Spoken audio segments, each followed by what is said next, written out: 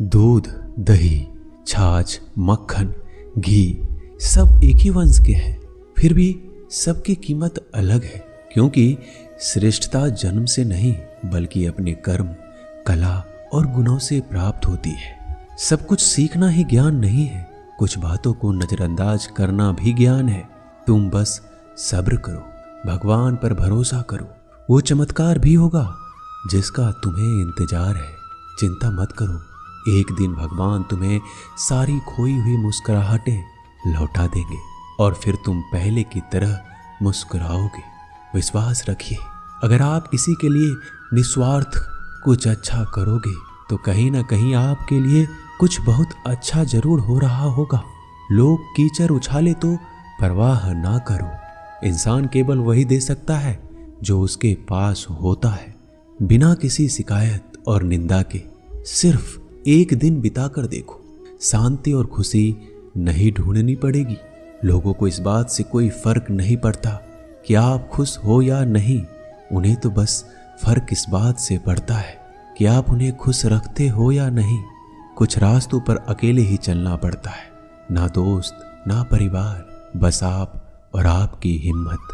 कभी थक कर लोग वैसे ही बन जाते हैं जैसा होने का दुनिया उन पर इल्जाम लगाती है। पागल होना भी जरूरी है, जिंदगी में समझदार लोग कहाँ खुलकर हंसते हैं।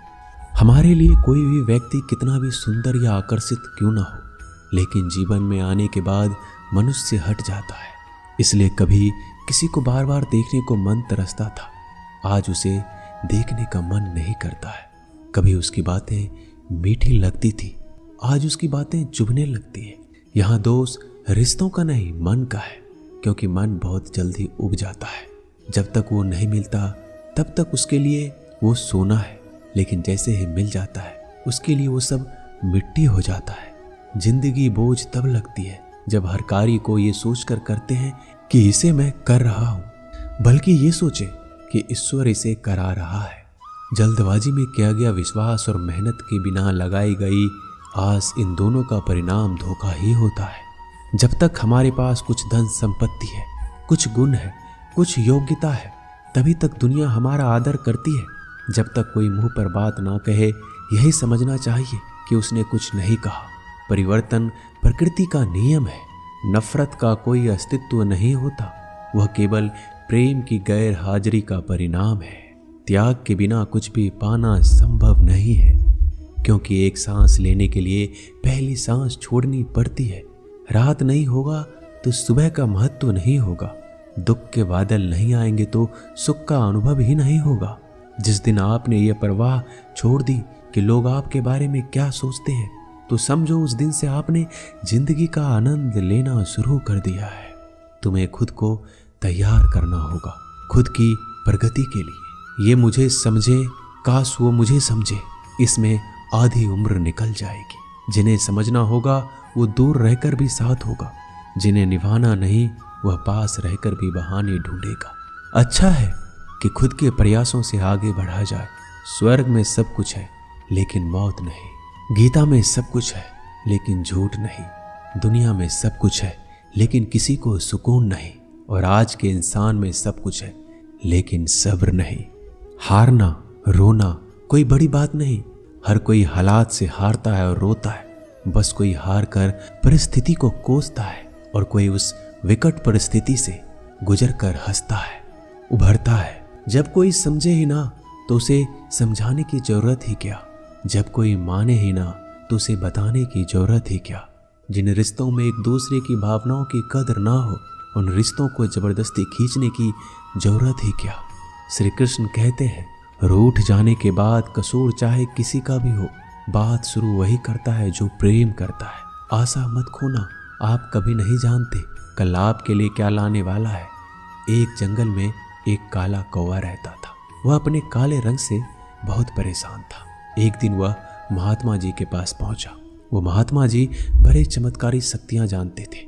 उनको प्रणाम करके काला कौवा बोला, महात्मा जी, मैंने सुना है आप रूप परिवर्तित कर सकते हैं। मैं अपने रूप से बहुत परेशान हूँ, मुझे रूप बदलना है। महात्मा जी ने कहा, दिक्कत क्या है?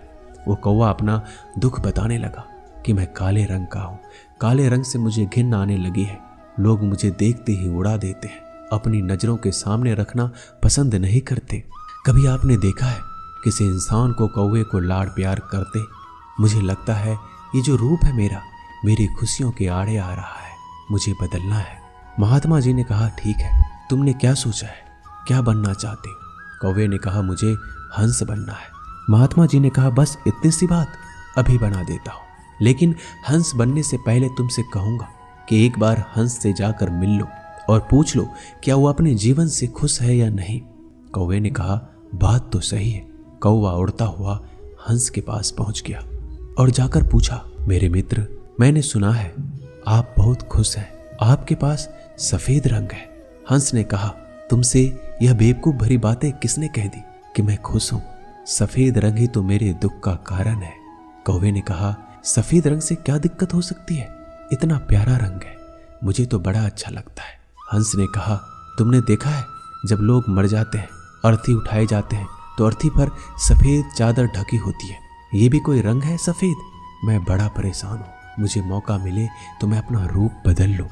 कौवे ने कहा, आप भी रूप बदलना चाहते हैं तो चलो एक महात्मा जी के पास, वैसे तो किसी का भी रूप बदल देते हैं। वैसे आप क्या बनना चाहते हैं? हंस ने कहा, मैं तोता बनना चाहता हूँ, क्योंकि तोते का शरीर कई रंगों से बना होता है। उसके बाद कौवा और हंस महात्मा जी के पास कहने लगे, हमें तोता बना दो। महात्मा जी ने कहा, ठीक है, मैं तुम दोनों को तोता बना देता हूँ, लेकिन पहले तोते से मिलकर आओ, क्या वो अपने जीवन से खुश है? दोनों तोते के पास गए, उसकी तारीफ करने लगे। तोता, तुम तो बड़े खुश रहते हो, बहुत से लोग तुम्हारी प्रशंसा करते हैं। तोते ने बहुत ही उदास होकर कहा, मैं अपने जीवन से खुश नहीं हूँ।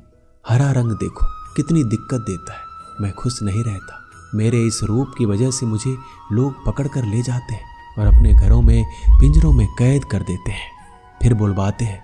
मैं तो परेशान हो गया हूँ, लोगों ने मुझे अपने मनोरंजन का साधन बना लिया है। मुझे मौका मिले तो मैं रूप बदल लूँ। ये दोनों एक दूसरे को देखने लगे। कौवा और हंस ने कहा, चलो भाई, रूप बदल देंगे। एक महात्मा जी हैं, वो हमारा रूप बदल देंगे। तीनों उड़कर पहुंचे महात्मा जी के पास और बोले, मैं मोर बनना चाहता हूँ। तीनों ने कहा, हमें मोर बना दीजिए। महात्मा जी ने कहा, ठीक है, बना देता हूँ, लेकिन उससे पहले मोर से जाकर मिलो और पता तो करो वो खुश है कि नहीं। फिर तीनों मोर के पास गए। मोर से पूछा, तुम तो बड़े खुश लगते हो, तुमसे खुश इस दुनिया में कोई पक्षी नहीं है। इतने सुंदर पंख, इतना सुंदर रूप, क्या नृत्य करते हो? मोर ने कहा, भाई, यही तो दिक्कत है, यही तो परेशानी है। तुम्हें एक आवाज सुनाई दे रही है?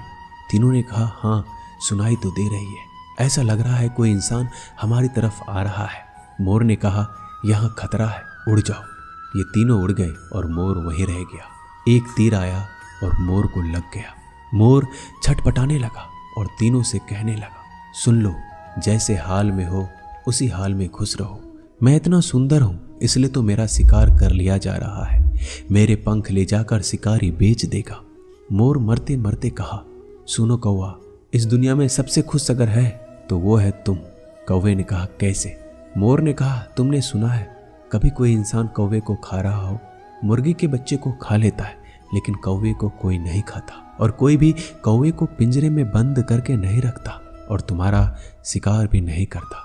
तुम बहुत सुरक्षित हो, तुमसे किसी का कोई मतलब नहीं, तो अपने हाल में खुश रहो। लेकिन दिक्कत यह है कि तुम दूसरों से तुलना करने लगते हो और दुखी हो जाते हो।